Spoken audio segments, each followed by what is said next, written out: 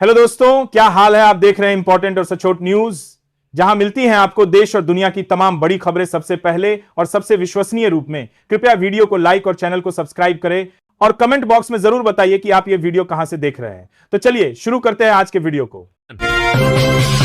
अलगाववादी नेता शकील अहमद बख्शी को 29 साल पुराने श्रीनगर हिंसा मामले में गिरफ्तार कर लिया गया है।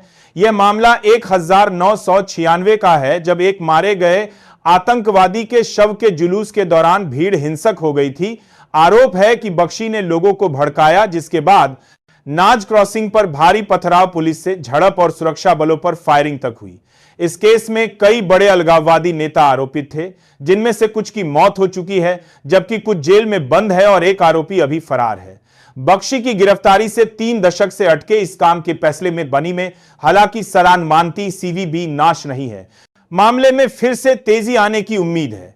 Shakeel Bakhshi Islamic students league का मुखिया है और 1990 के दशक से कई उग्र गतिविधियों में शामिल रहा है। लोकसभा में वंदे मातरम के 150 साल पूरे होने पर हुई चर्चा के दौरान एमिम नेता असदुद्दीन ओवैसी ने कहा कि देशभक्ति को धर्म या किसी एक पहचान से जोड़ना संविधान की मूल भावना के खिलाफ है। उन्होंने जोर देकर कहा कि वंदे मातरम को वफादारी का टेस्ट न बनाया जाए, क्योंकि संविधान सभी नागरिकों को समान अधिकार देता है और यह अधिकार किसी धार्मिक पहचान से नहीं जुड़े हैं।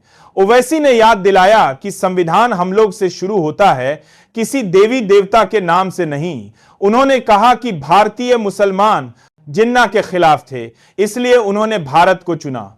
ओवैसी ने यह भी चेतावनी दी कि देशभक्ति को धार्मिक रस्मों या प्रतीकों से जोड़ना समाज में फूट बढ़ाता है और लोकतांत्रिक मूल्यों को कमजोर करता है।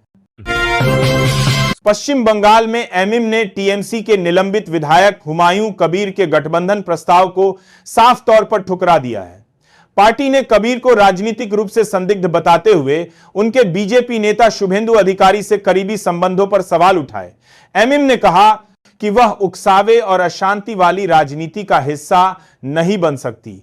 हाल ही में हुमायूं कबीर ने मुर्शिदाबाद में बाबरी मस्जिद की नींव रखी थी और इसके बाद वे लगातार नए राजनीतिक गठबंधनों की कोशिश कर रहे हैं। बाबरी मस्जिद के लिए एमिम प्रवक्ता सैयद असीम वकार ने कहा कि हमारी राजनीति संविधान, शांति और सामाजिक सद्भाव पर आधारित है, इसलिए ऐसे किसी नेता से हाथ नहीं मिलाया जा सकता जो समाज में विभाजन बढ़ाने वाली ताकतों के साथ जुड़ा हो।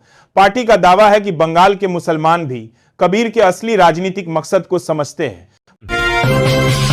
अलगाववादी नेता शकील अहमद बख्शी को 29 साल पुराने श्रीनगर हिंसा मामले में गिरफ्तार कर लिया गया है। यह मामला 1996 का है, जब एक मारे गए आतंकवादी के शव के जुलूस के दौरान भीड़ हिंसक हो गई थी। आरोप है कि बख्शी ने लोगों को भड़काया, जिसके बाद नाज क्रॉसिंग पर भारी पथराव, पुलिस से झड़प और सुरक्षा बलों पर फायरिंग तक हुई। इस केस में कई बड़े अलगाववादी नेता आरोपित थे, जिनमें से कुछ की मौत हो चुकी है, जबकि कुछ जेल में बंद है और एक आरोपी अभी फरार है। बख्शी की गिरफ्तारी से 3 दशक से अटके इस काम के फैसले में बनी में हालांकि सरान मानती सीवीबी नाश नहीं है। मामले में फिर से तेजी आने की उम्मीद है। Shakeel Bakhshi Islamic students league का मुखिया है और 1990 के दशक से कई उग्र गतिविधियों में शामिल रहा है। लोकसभा में वंदे मातरम के 150 साल पूरे होने पर हुई चर्चा के दौरान एमिम नेता असदुद्दीन ओवैसी ने कहा कि देशभक्ति। पश्चिम बंगाल की सियासत अब गीता बनाम कुरान की दिशा में मुड़ती दिख रही है। टीएमसी के निलंबित विधायक हुमायूं कबीर ने 6 दिसंबर को मुर्शिदाबाद में बाबरी मस्जिद की नींव रखी, जिसके अगले ही दिन कोलकाता में एक भव्य गीता पाठ आयोजित किया गया। दावे के मुताबिक करीब 5 लाख लोग जुटे, जिनमें धीरेन्द्र शास्त्री और देवकी नंदन ठाकुर जैसे बड़े नाम शामिल थे। अब हुमायूं कबीर ने इसका जवाब देते हुए ऐलान किया है कि फरवरी में 1 लाख लोग कुरान पढ़ेंगे और इसके बाद मस्जिद निर्माण शुरू किया जाएगा। राज्य में ऐलान जीरे की बाद मस्जिद निर्माण शुरू किया जाएगा। 2026 के चुनाव नजदीक आते ही यह धार्मिक ध्रुवीकरण नया मोड़ ले रहा है। टीएमसी का आरोप है कि हुमायूं बीजेपी के इशारे पर राजनीति कर रहे हैं, जबकि कबीर का दावा है नींव राजनीति नहीं, आस्था का मुद्दा है। इस बीच मस्जिद के लिए अब तक 11 पेटियों में नकद और ऑनलाइन मिलाकर करोड़ों का चंदा जुट चुका है। अरुणाचल प्रदेश को लेकर चीन में भारतीय महिला को हुई बदसलूकी के बाद विदेश मंत्रालय ने सख्त प्रतिक्रिया देते हुए कहा है कि अरुणाचल प्रदेश भारत का अभिन्न हिस्सा था, है और रहेगा। मेया प्रवक्ता रणधीर जायसवाल ने चीन को अंतर्राष्ट्रीय नियमों के पालन की सलाह दी और भारतीय नागरिकों को चीन यात्रा में सावधानी बरतने की चेतावनी दी।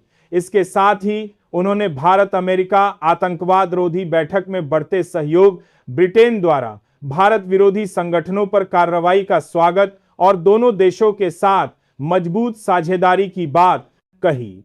थाईलैंड कंबोडिया तनाव पर भारत ने संघर्ष रोकने की अपील की, वही अफगान सीमा पर हुई हिंसा की निंदा भी की।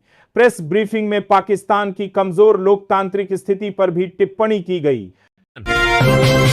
लोकसभा में डीएमके सांसद राजा ने वंदे मातरम को लेकर बड़ा बयान दिया है। उन्होंने दावा किया कि यह गीत सिर्फ अंग्रेजों के खिलाफ नहीं बल्कि मुसलमानों के खिलाफ भी इस्तेमाल किया गया था। राजा ने ऐतिहासिक दस्तावेजों, महात्मा गांधी के विचारों और आनंद मठ के संदर्भों का हवाला देते हुए कहा कि 20वीं सदी की शुरुआत में वंदे मातरम का उपयोग सांप्रदायिक दूरी बढ़ाने के लिए किया गया। उन्होंने बताया कि 1905-1908 के दौरान बंगाल में मस्जिदों के पास नमाज के समय हिंदू जुलूस वंदे मातरम का जाप करते थे, जिससे तनाव पैदा होता था। राजा ने कहा कि कुछ छंद मुसलमानों के लिए आपत्तिजनक माने गए और इसी कारण इसे लेकर लगातार विवाद होता रहा है।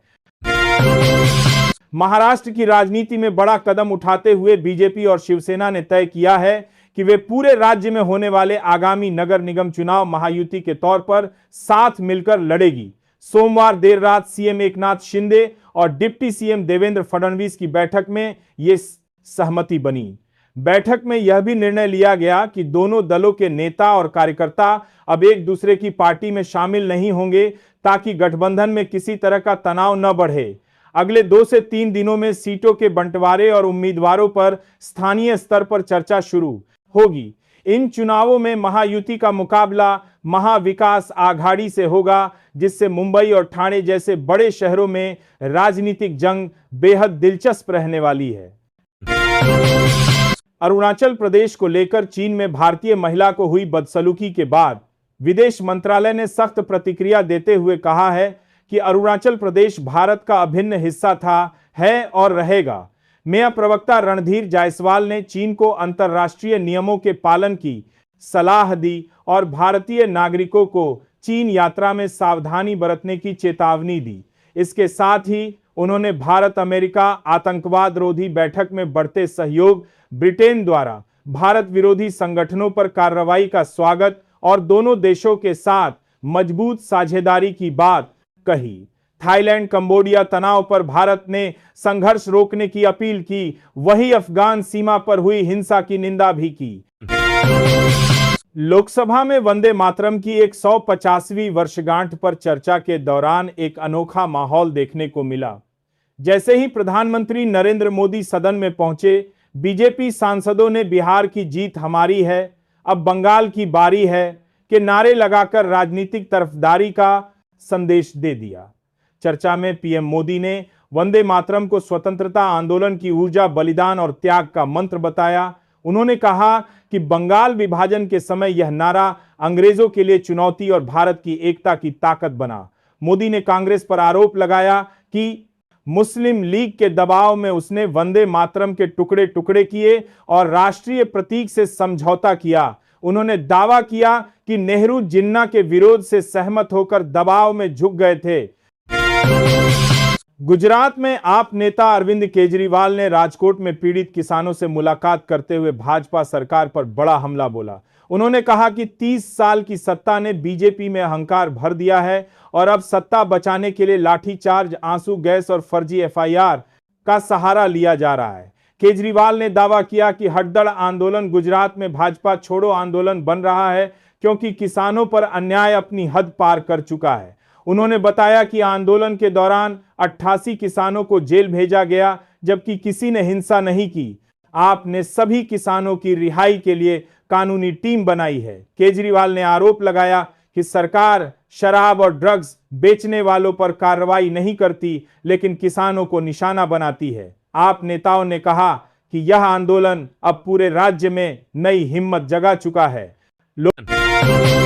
लोकसभा में विपक्ष के नेता राहुल गांधी ने चुनाव सुधारों पर चर्चा के दौरान ईवीएम और चुनाव प्रक्रिया पर गंभीर सवाल उठाए। उन्होंने दावा किया कि चुनाव में धांधली रोकी नहीं जा रही, इसलिए विपक्ष को वोटर लिस्ट और ईवीएम का एक्सेस दिया जाना चाहिए। राहुल ने आरोप लगाया कि चुनाव आयोग को कमजोर किया जा रहा है और 45 दिन बाद सीसीटीवी फुटेज हटाने की अनुमति देकर पारदर्शिता खत्म की जा रही है।